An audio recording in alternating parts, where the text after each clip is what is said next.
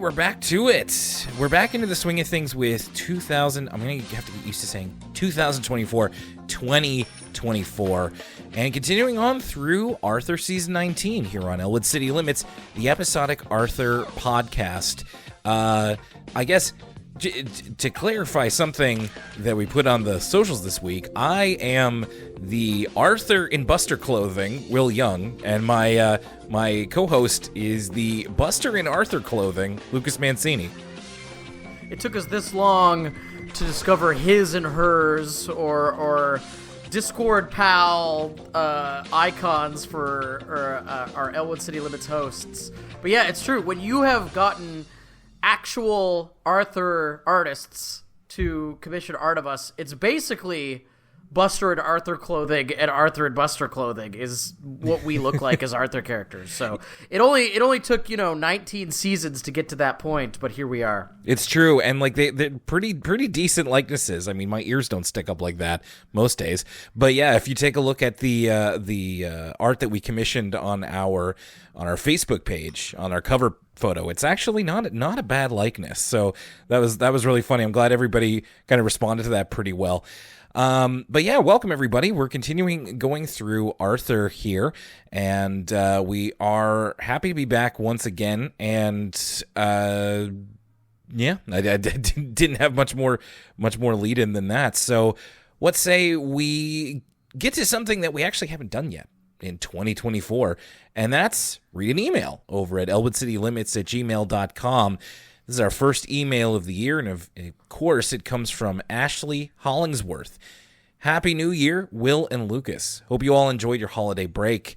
Going back to my previous email about Arthur characters as the Home Alone cast, the tough customers would definitely be the Wet Bandits. Rattles would be Harry, and Slink would be Marv. They would also fit in with the Home Alone 3 baddies, which actually has 3 burglars, so Molly can join. Big shout out to Home Alone 3. That was actually... that might be the Home Alone movie I've seen the most.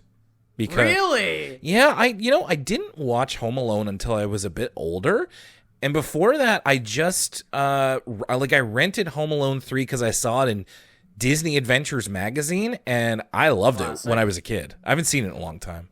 I feel like even as a kid, I was discerning enough to know that direct-to-video movies were different than theatrical releases. Like, I was never I know people my age were big The Lion King 2 people, Aladdin 2, Home Alone 3. But even as a young man, I would be like, something's off about the production values. Where's Kevin McAllister? Is what I was saying to myself But yeah, so I've never seen Home Alone 3, but it certainly intrigued me back in the day. I should check that out. Again. Of course, I love the original Home Alone, I'm a big two Lost in New York guy myself. No, not me. I can't do it. Can't go that far. But the first one, excellent movie. Great holiday staple. Didn't watch it this year, but I do own it, so I can watch it anytime. I was surprised at how much I enjoyed Buster Isn't Buying It and One Ordinary Critter, especially the latter one because of Carrot Cake. I think she's so stinking cute. I think she's cuter than Pal. Okay, Ashley. Well, I'll have to think about it a little bit. As we said in the episode, it's advantage Carrot Cake because Carrot Cake doesn't have a human voice yet, and hopefully never will. My partner and I adopted a dog last year, and my past with dogs has been shaky. I like them, but I used to be really afraid of them due to a bad experience, and sometimes they can still make me nervous. My dog, Jasper, clearly loves my partner. He's his favorite human, and there are days when I feel Arthur's anxieties about the dog not liking him. There are days when I worry my dog doesn't like me, but when I see his face light up when we're playing catch or cuddling, I know that's not true. It's just taking us a bit of time to bond with each other. I thought this episode was great for showing a situation like this. Sometimes dogs need time to warm up to you. Also, I just like seeing Arthur work at the shelter. Seeing how great he was with the dogs made my heart tingly. I'm also like, it's taken a while, and really, I guess, the advent of social media for me to kind of, I wouldn't say I'm a dog person, but to become more comfortable with dogs. I used to be scared of dogs for quite a long time, just because I'm kind of an anxious person, and yeah, especially as a kid, like I was very nervous around dogs and didn't grow up with them. Yeah, I never grew up around dogs either. My family didn't get a dog until I was about to be moving out. So I've never really been an animal person in that, I don't need it. So there's some people where you could tell they really need to have an animal around to be comfortable. I've never been that way, but I'm also not particularly fearful of dogs either. I guess I the inverse of you, I have a pretty calm temperament, generally will, almost to a disservice, right? I could stand to be a little bit more nervous about certain things, so that's where I stand on dogs. I actually will agree that Pal's been done no favors as of late, Will, given that he's a British dandy. I feel like Pal's losing cute points by the day, so maybe his kind of status as the cute one, it's numbered. Yeah, and really, it's one of those cases where it's like the less we see of Carrot Cake, the better. We have that lovely episode, and yeah, it's like on WWE Raw back in the Vince era. if the less a character was on TV, the more over they would be. Right. We get the graphic like Carrot Cake returns next week. I'm like, oh boy, like we're excited for it. I also loved hearing about the zodiac signs of some Arthur characters. As a Gemini myself, this is Ashley, I am not thrilled to hear that Muffy and I share a star sign. Geminis already get a bad rap, the whole two-faced thing, and Muffy isn't helping our reputation. Arthur is a Gemini. I don't really see it, but I guess that's fine. If anything, I would peg Francine as a Gemini. Update on the back catalog, I've reached the Flash years. Honestly, the Flash animation in Season 16 isn't bad. It's not good, but it's far better than the Season 19 animation. It's been years since I've seen Based on a True Story, where we meet the Compsons, and I was surprised that it looked better than I remembered. Still not a fan of the Flash animation overall. Thanks for reading my email. That's from Ashley. Thank you, Ashley. And of course, make sure to send in your correspondence, Elwood City Limits, at gmail.com as we continue on through here.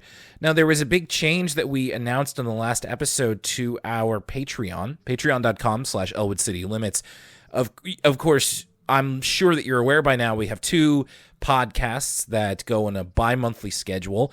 It is ECL Origins, followed by For the Kids, which used to be a PBS Kids podcast, but now we're expanding out through PBS Kids into other shows that are for the kids. And we got some great responses on a Patreon post where we were asking our patrons to let us know what shows we should cover on the new For the Kids.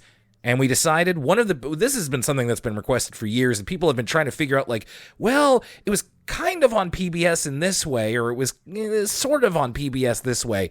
Under our old system, it didn't fit. Under our new system, we're definitely going to be talking about Veggie Tales at the end of January. And I'm telling you, I've been doing Veggie Tales research this week. There is a lot to talk about.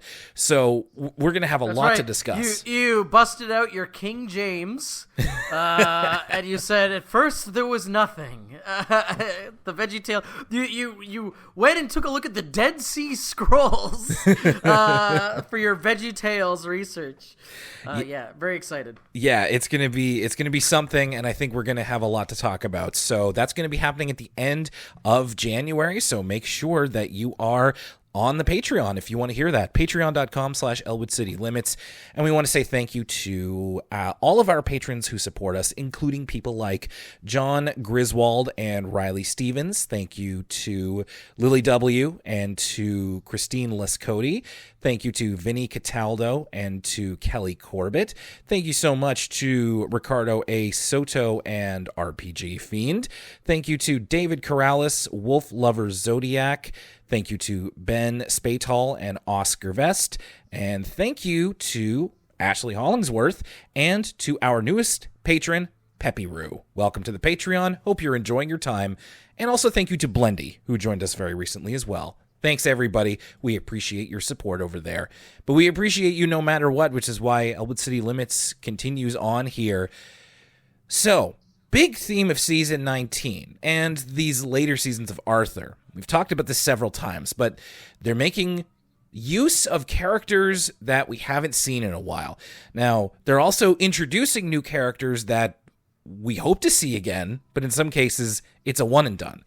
The character that we're talking about today, I thought might be a one and done, but actually, this is one of a handful of appearances, and his name's on the episode. It's Carl's Concerto. Now, if you don't remember, Carl is a character who was introduced in his own special episode when Carl met George, which was several seasons ago. That would have been 2010 on the show. We're about 2015, so we probably talked about that back in 2022. I want to say. I should have gotten the exact episode date. But Carl is a character on the autism spectrum, and this episode that we're talking about talks about that a little bit. We'll discuss it further. But this is a focus episode around Carl and around how people feel about Carl, maybe is the better way to describe that. But Lucas, just to kind of catch us up from when Carl met George to now, for anybody who hasn't listened to the episode, do you remember your feelings on that character or kind of how he was handled initially? Well, I mostly remember the conversation with the Elwood City listeners, which was that people appreciated Carl's characterization, but were sure to point out it's important to remember that, something like autism, no two people are the same, right? Mm-hmm. And so the mistake would be to feel like, okay, well, so Carl is representative of every autistic person. That would be a grand mistake. So I think people mostly came down on the side of it was it was inoffensive, and it was actually, a pretty good piece of representation for this type of character. But important to note that, it doesn't color everybody who's autistic, which I would think would be obvious, right? Like, whenever there's a character that has a certain attribute, we don't assume that everyone's like that. So, that was kind of where people came down on Carl. And I've kind of liked, I will say that I've actually enjoyed when Carl has propped up since then. This is probably the first episode since then to really kind of focus on Carl's autism. Other than that, he's just been kind of a part of the cavalcade of Arthur background characters, which I thought was really good. Yeah, whenever he's shown up since then, it's been kind of brief, and it hasn't, we haven't ground the episode to a stop or something like that. He's just kind of there. When Carl met George, one thing I wanted to note here really quickly is that in this cold open, this is a George episode because Carl is George's secondary character, and in much the sense that there are these characters that are attached to others. So if Marina's around, it's a Prunella episode, for example. And if Rattles is around, it's a Binky episode. Although he did get kind of his own episode, so But with Carl, George is typically going to be around. And in the original episode, which was in 2010, there were a couple of things about that are dated by today's standards, meant in a harmless way, but still is not how we talk about autism today. So originally in 2010, when Carl met George, he was defined as having Asperger's syndrome. And in this cold open, George describes Carl as a kid who has autism. So they've retconned Carl. They've retconned him. No, I'm just joking. But actually, okay, wait a minute. I mean, since I brought this up, they actually do retcon an aspect about Carl in this episode. Right off the bat, where they say he's not scared of puppets anymore. That's true, and they do explain that, and we'll get into that in a minute. But yeah, this cold open is about George kind of reintroducing Carl, in case you haven't seen that one episode with him, talking about he's very particular. He has a very structured routine. He is autistic, so he has this structured routine and a very particular way that he wants to live his life. And George had an idea to seemingly put him on stage, and how that might have been a bad idea. Was it? We'll see. So we start off here. George and Wally is George's ventriloquist dummy, are at Arthur's house to pick up an assignment, while DW and I put Carl here, not Carl. Bud, excuse me. DW and Bud are playing a board game, and Wally goes over pretty well with Bud, who has never seen him before, and they suggest that George and Wally should perform at their school's BAFAF Day. What's BAFAF Day? It stands for Bring All Your Friends and Family, which George doesn't realize at first. He says, yeah, sure, that sounds great. And then Arthur later says, yeah, it means Bring All Your Friends and Family Day. And then George is a little bit anxious about that, doesn't know exactly what he should perform. So eventually he gets to the idea to do something musical, perhaps, and he hears the playing of an accordion. And George discovers that Carl plays the accordion quite well. And he asks him to play accompaniment as George is going to put on a play with Wally about Goldilocks and the Three Bears. So George happens upon Carl playing the accordion in the wild. This is where, as you said, Lucas, it was first established that Carl is afraid of Wally. So, George has to put him away at all times. But Carl does say that he has been working with his therapist and he's no longer scared of puppets because puppets are part of the therapy that they do.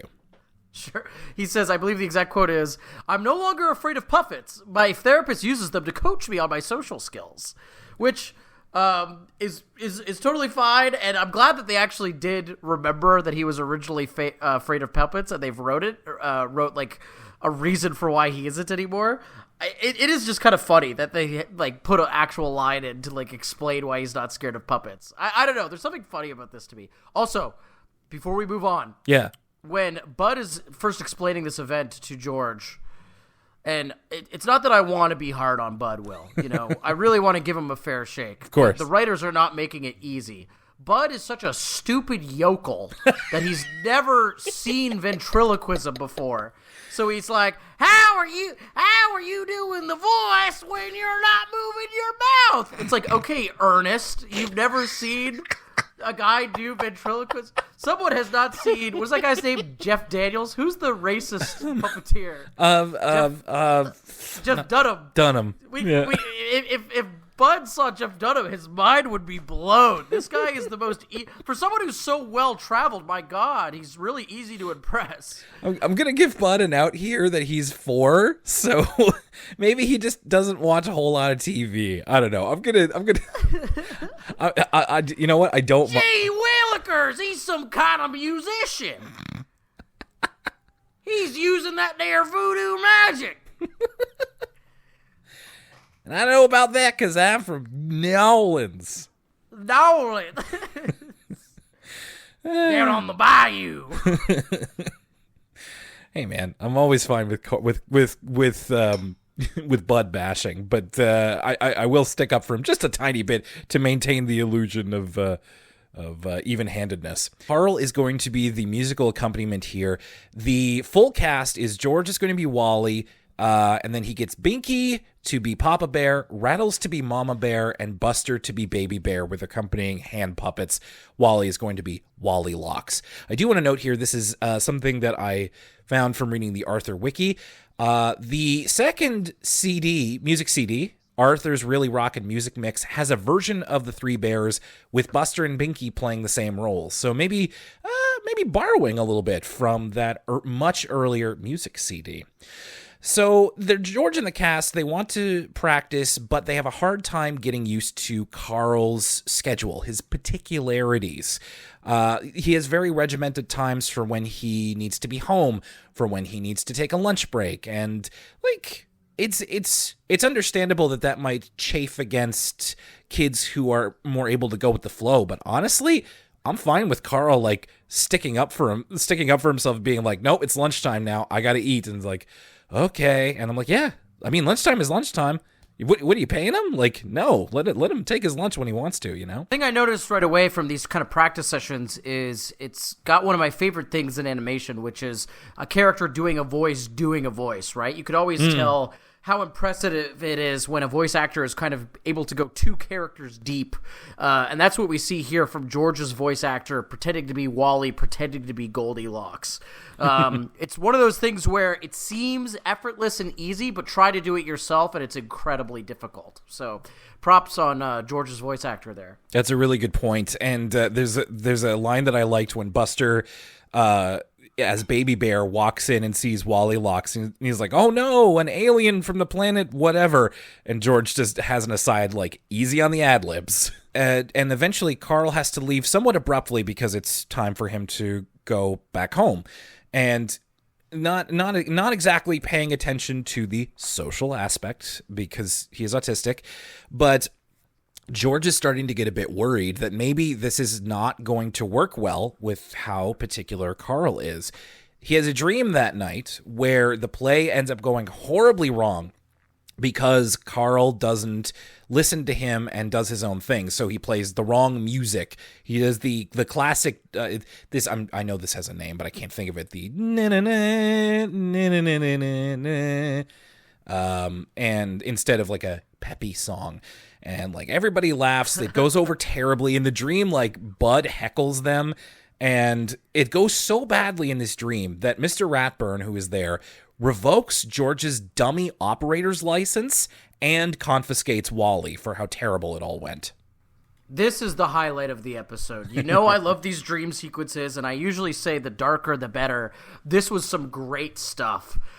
We get an amazing line from DW where she says, "Even though this is free, I demand my money back."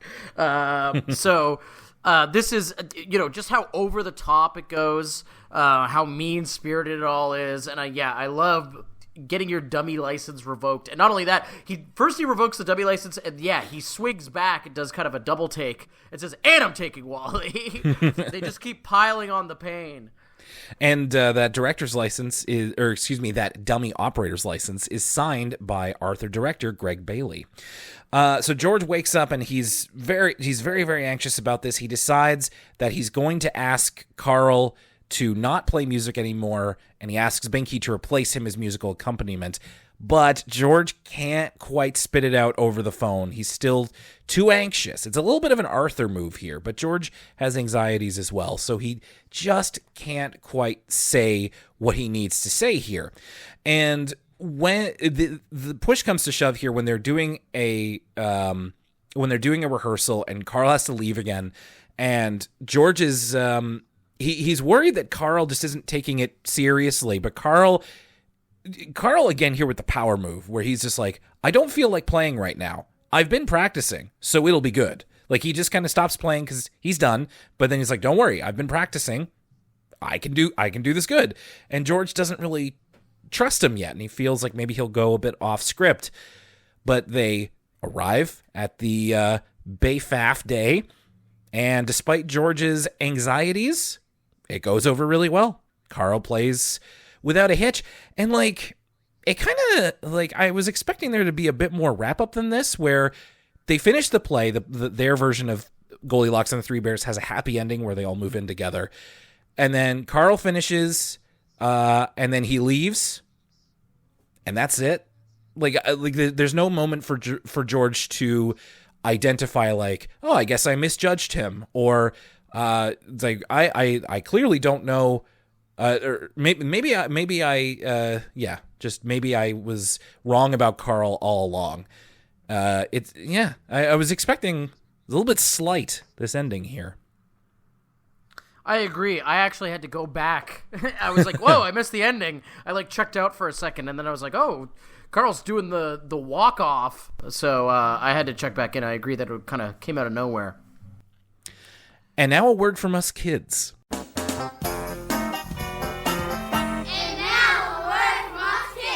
This one's pretty quick. I don't really have any notes for this. It's I have a note, and it's okay. Step aside, Lydia Tarr. Step aside, Maestro. I knew when this started off with conducting that you'd work Tarr into it somehow. Well, basically, we get some kids practicing music. I'm going to use this opportunity to talk about a little bit of local flavor, as we are a Halifax podcast. Yeah. So, Will, there's this store that's opened up in Dartmouth called Disto Bins with a Z, okay? Yeah, all right. Disto Bins. And what it seems to be is some sort of brick-and-mortar location for stuff that gets returned from Amazon. And it's like they get new kind of stock on a certain day of the week, and then every consecutive day it gets cheaper and cheaper and cheaper until they're essentially giving it away. Okay. And before you start to get too excited and think there's a bunch of gems in there, my friend sent me pictures. It literally is a brick and mortar store full of garbage. Like literal just garbage, just like bins and bins of garbage. However,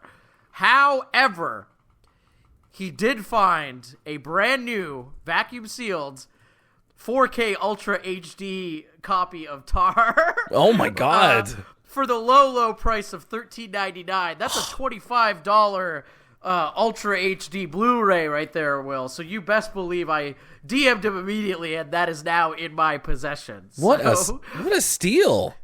that story, more interesting than these kids' music rehearsal that we see. And this is a word from us kids. Well, and this is the thing is that, like, the first story doesn't really end with an explicit moral. There is an implicit one. It's to be more trustworthy of your friends in that sense. But with this one, it's just like Selena and the El Sistema music program in Somerville, Massachusetts, which still exists. It is still a thing. They're like, yeah, George and Carl had to practice for their thing, and we're practicing for our concert. And they do, and it goes well. I was like, okay. Not really much more to say about that. Nothing super funny in that one, and it's kind of seeing little kids conducting is fun.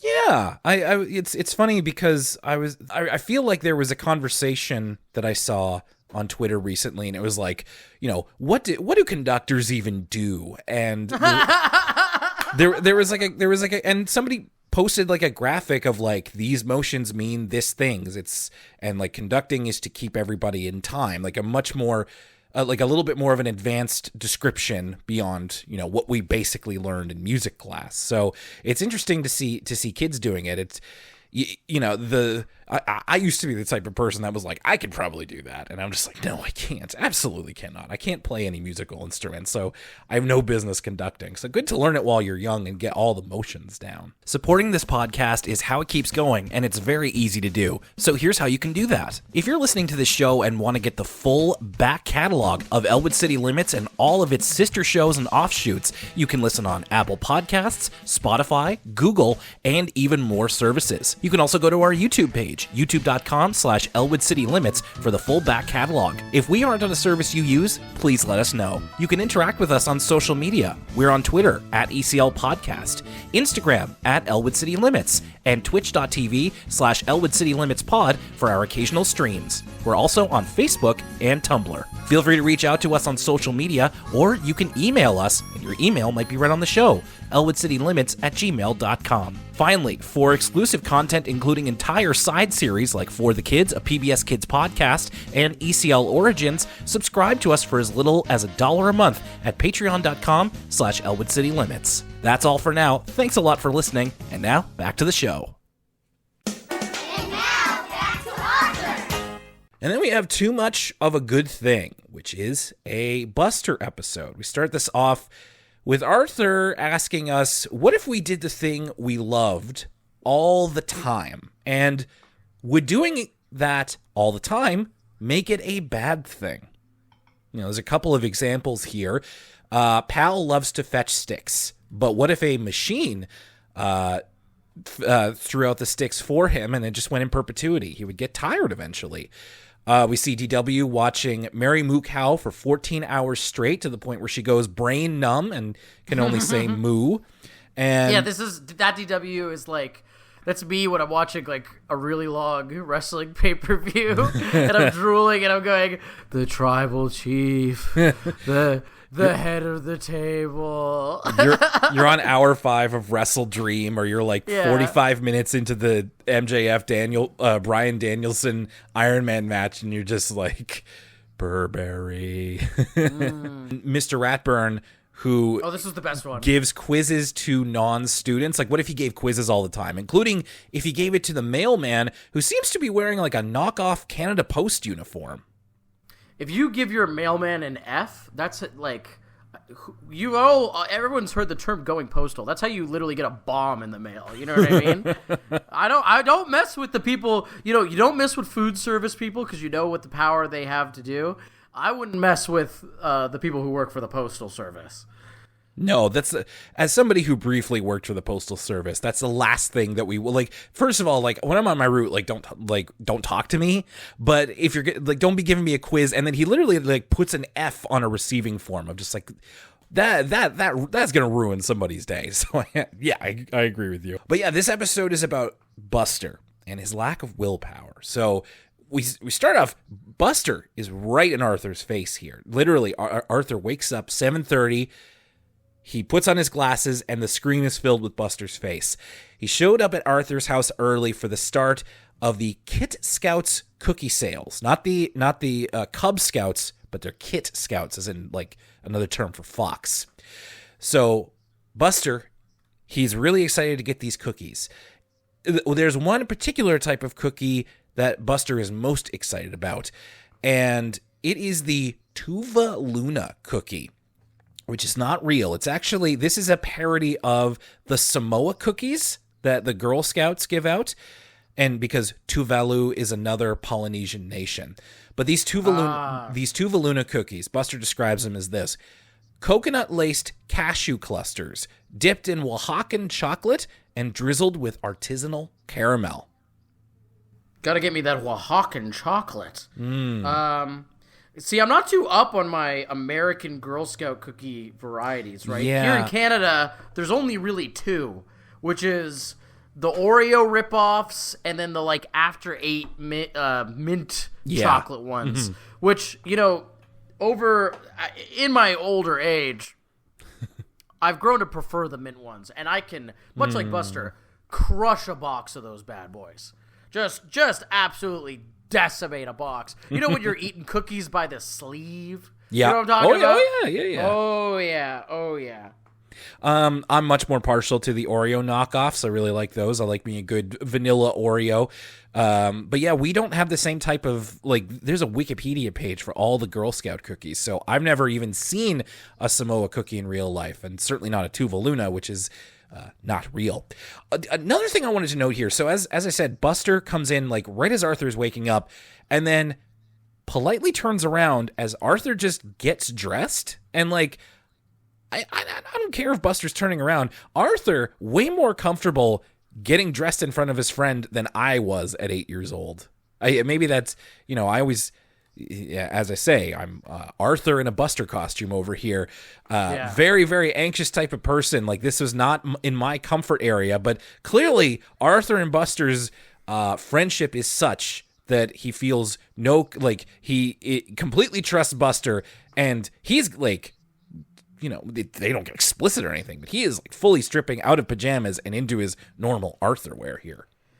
I'm fulfilling my Buster role as, you know, that's like, go to the Sportsplex, you go to the or the YMCA for our American listeners. You're the change room. You can get naked with your boys, even back in the day as a little kid. No, it was far too much of a horrifying thing for me. So not something that I would be comfortable with. So kudos to Arthur in this sense. So Buster gets his cookies, and the thing is that Arthur remembers how Buster he does this every time he gets these Tuva Luna cookies. He sits down and he eats them all right away, and he makes himself sick. In fact, Arthur has photo evidence of before and after, where it's the classic thing they do with Buster, where like he'll eat a bunch and then like his gut grows 10 sizes and he's got chocolate smeared on his mouth. It's actually a great like still of him just like on his chair, just like, ugh. Kind of a caption idea for the screen cap, Will. Yeah. When did the whale come out? Was that last year or the year before? I think that was 2022. Yeah, so just the whale 2022. Yeah, that's way better than whatever I had. That's great. That's what I'm gonna do.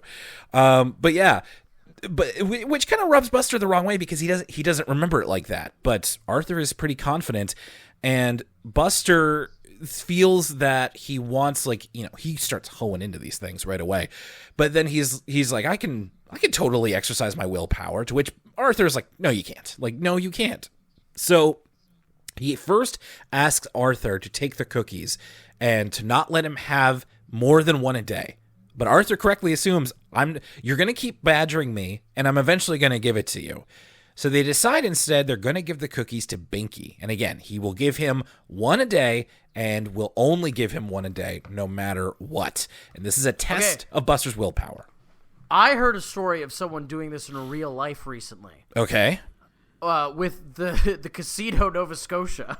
I heard of this story where someone was a gambling addict and they asked the casino, no matter what they said, to not let them be in the casino. And they went to the casino anyway and was winning, and had to be like physically removed because they didn't want to leave because they were winning. But it's the first time I've ever heard like in real life. I mean, of course, like there's people who are actual like, you know, substance abuse addicts and stuff like that. But this is the first time I've really heard of someone kind of operating under werewolf rules, you know, when they're like, yeah. no matter what I say, don't untie me from this tree. So is there, as I've said a couple times now, it's like I consider myself more of an Arthur, but I do resonate with Buster here. My willpower is really, really terrible. I have a really hard time committing to usually things involving like something that I'm doing like with myself. So like for me, if you're talking about going werewolf, it's snack foods, chips. Like, yeah, it's I don't have it in me to stop eating a chip bag once I've started. You know what I'm saying? Like small or large, it's just gonna happen. And sometimes I like have to like physically remove it. So in that way, I understood where Buster's coming from. Yeah, I mean, in that regard, even me, I was talking about crushing those cookies. I for the same reason, I actually just try not to have cookies in the house because I know that. Yeah. I feel like for instance, like an Oreo or something, there's something in there where they're designed to make you eat the whole thing. Like I think they're like literally the chemicals in your brain. Your brain is going to tell you to eat the whole one, so you're kind of setting yourself up. And I don't mean you specifically, Will. I mean the royal you. You set yourself up for failure. So you know when Girl Guide cookie season comes around, I buy a box for sure. But it's like when I go to the grocery store, I try to avoid buying that stuff because I know kind of how I act when it's around, which is that I'm just going to like crush it. Yeah, and that's why I've had to become a lot more careful with that sort of thing. So, like, I will usually try to, the operative word being try, to buy chips at, like, grocery time. And then once I have them, it's like, all right, I got to wait another 2 weeks until we get groceries again. And it sucks, and I wish I had chips right now, but I'm sure my blood pressure will thank me. So Buster is really trying to flex his willpower here, but we know Buster. He is not a person that he can trust even with himself, and eventually his brain starts to eat itself. We see in class, Buster hallucinates a talking Tuvaluna. It almost looks like what was the name of those talking raisins? California raisins. California raisins. It kind of looks like a California raisin a little bit because it's like bouncing a ball, or like Mr. Peanut maybe, and it's just like, "Hey Buster, how's it going? Why aren't you eating me?" And Buster's like literally talking with it where people can hear. Buster has to go to the tough customer spot on the playground. We've seen them stake out their own territory. It's called the Tower of Pain here, and Buster's full on fiending for these things. Binky is sitting on top of the case, and he will open it and get the box of cookies out and give Buster one. They're like, I want to give props here to the animators and the concept artists here. There's some great wild Buster expressions here when he's like getting his one cookie. His like there are some shots where his like pupils are way smaller than they normally are, and it makes him look like nuts. It's really good for what they're trying to do. Buster's so down bad for these things, he creates a Tuvaluna in wood shop, like a big one, like way bigger than these cookies are, and he takes a bite out of it and is like, bleh, because it's wood. He's fiending for it so bad, he's going to enlist some help. George is nearby, and he's creating... he's building a house in wood shop, and he's using the wrapping from a Tuvaluna box as wallpaper for the house. He really, really likes the look of it. Buster sees the box and initially dives for it, but there's no cookies in it, so he asks George's help to get his Tuvalunas back. So the rest of this is that they go on this Hitman Agent 47 style mission where they create a dummy box and they fabricate this really unnatural situation so that so that George can switch out the boxes and they get the Tuvalunas back, which involves Buster faking that the ice cream truck is around, and then dropping a Tuvaluna, so getting everybody else to help him look for it, and then they finally abscond with it. It's quite the complicated Metal Gear style situation. Yeah. A little bit of Ocean's 11 here. Yes. Him and George walking out of the playground and just like throwing their jackets off, sort of thing. And we get a little exchange with Rattles. So Rattles is Rattles is the doorman. He literally has a list earlier on that he has to check with Binky before he lets Buster in. And, Buster expects that everybody will go running for the ice cream truck. But Rattles is lactose intolerant, so he's not interested in ice cream. But they do have sorbet. Do they have peach sorbet? Yes, they have every flavor. It's like Buster's just trying to get him to go. And Rattles thinks about it. He's like, well, I don't know if it'll be all that good because peaches aren't in season right now. But maybe they imported peaches from where it is in season. Might be worth a try. So a little bit of a walk up here. And they do finally get their hands on the box. And Buster makes off with it back home. He has all of the Tuvalunas in a pile. And he's about to eat it. And he has a thought that maybe this wasn't worth breaking his willpower for. Binky comes into his room, and what was going to happen is that once Buster had eaten all the Tuvalunas and gotten through this little willpower experiment, Binky had a bag full of them that he was just going to give him as a reward. But now, since he already stole the ones that he bought, Binky gives him the rest of them. But Buster, in a display of willpower that he didn't need to do, he gives the rest of his Tuvaluna cookies to Arthur. And, he takes one or two. But he decides to take one and add it to his collection, which we've seen many times before in the the beloved collection, your favorite thing about Buster, the little fish tank that he has of all the food from around the world. So he adds a Tuvaluna to his collection. And he has kind of made a point about his willpower, even though really this whole thing has just proven that he will go to the ends of the earth to get what he wants. So he doesn't have a lot of willpower. He does have a lot of desire, at least. So there is that. Yeah, I feel like in talking about these two stories, they're a bit more maybe slight than we figured. So let's talk about first Carl's Concerto. This was another one of the only Carl episodes that we're getting. I don't think this is the last appearance of him, and this might not be the last focus episode for him. But what did you think about Carl's Concerto, Lucas? I was actually pleasantly surprised by Carl's Concerto. Okay. With my expectations, I was strapped in for it's a pretty sensitive topic. Yes. And a lot of times when Arthur's dealing with something really sensitive, the kind of brevity, or not brevity, but the levity rather, yes, kind of goes to the back burner. And my worry was this was really going to be an after school special, and instead this is a really funny episode.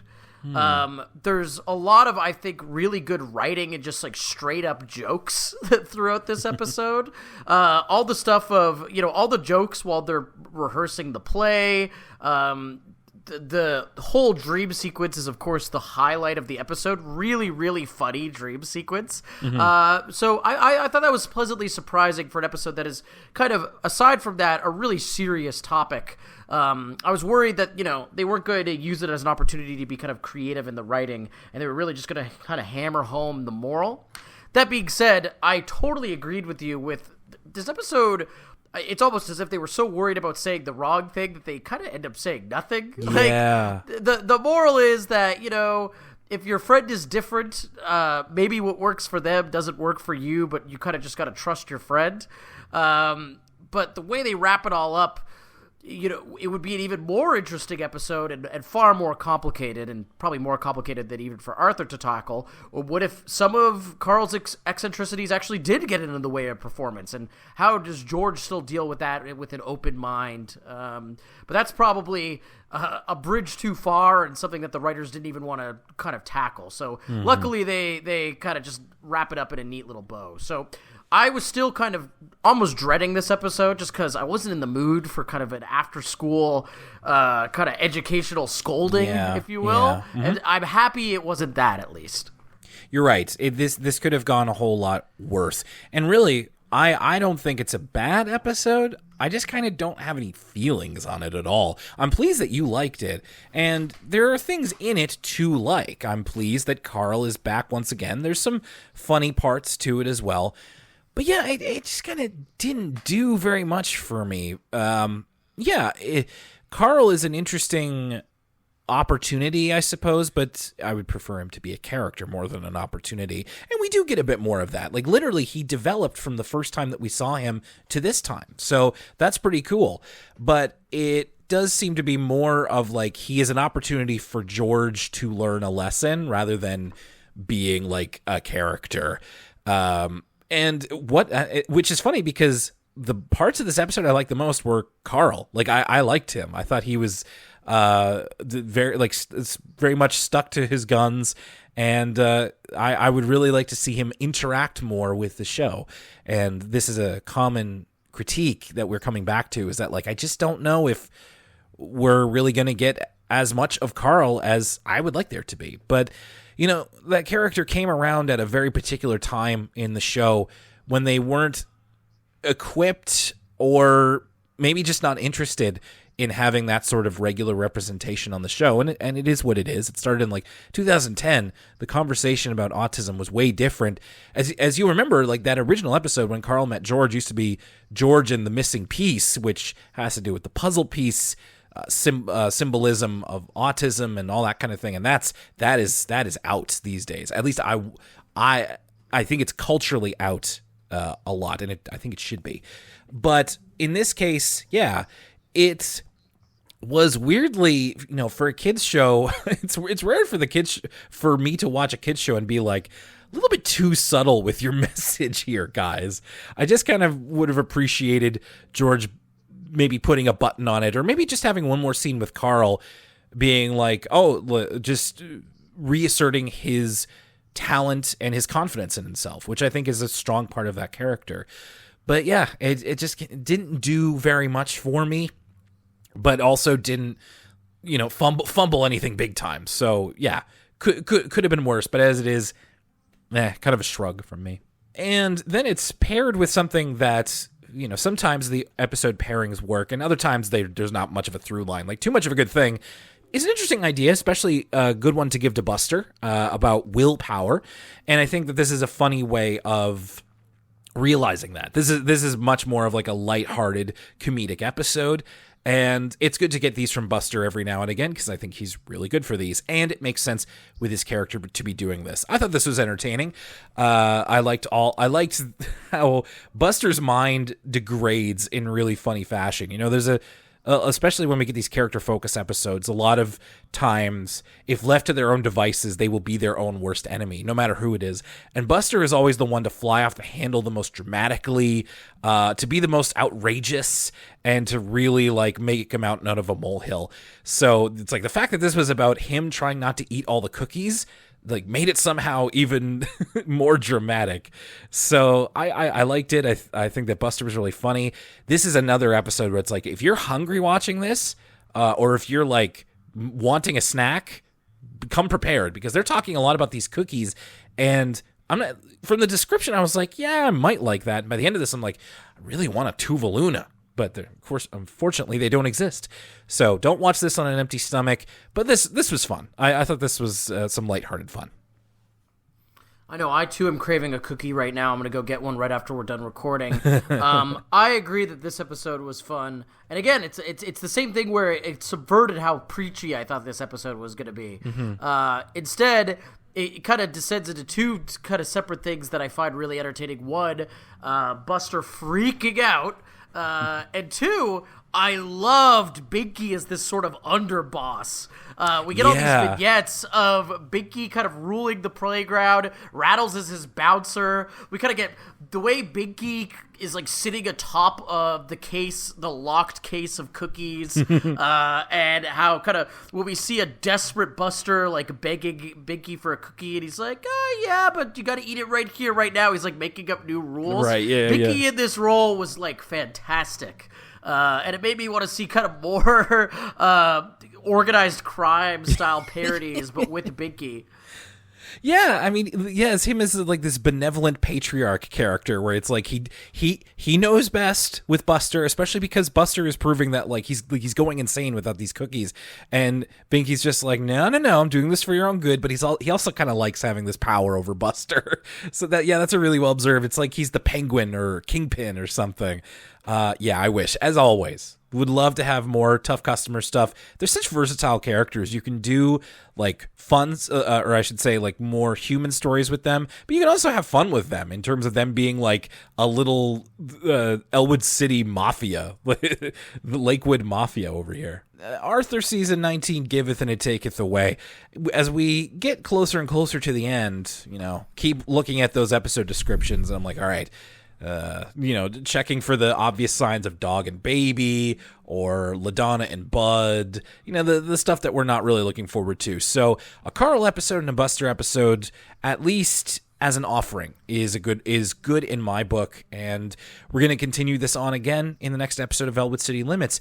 So thanks a lot for listening to this one, everybody. Really appreciate you being here and the dry January of it all. We're going to be, of course, talking about Veggie Tales at the end of the month on the new For the Kids podcast. And remember, if you haven't listened to it yet, we have a full episode where we are talking about Bluey in the first and maybe only episode of ECL Down Under. So if you've ever wanted us to have long form thoughts on Bluey, we finally did it, and it's on Patreon. Remember, it's pay what you want over there. So as little as $1, and you can listen to that full podcast. It's over an hour. We dropped it on Christmas Day, and it's great. Like I to toot our own horn here, I had a great time recording it and editing it, and getting some good feedback on it as well. And of course, as a patron, you get ECL a week early. You get access to the Discord where we're constantly talking about stuff over there, including the episodes, and even more. So make sure that you sign up if that's something you want to do at patreon.com/Elwood City Limits. But even if you don't, that's totally okay. Thank you so much for supporting us, whether it's on the free feed or on Patreon. And coming up next time on Elwood City Limits, we're going to be talking about Francine's Cleats of Strength and Little Miss Meanie. Again, it wasn't until we had this episode that I was like, wow, I haven't heard from Buster in a while.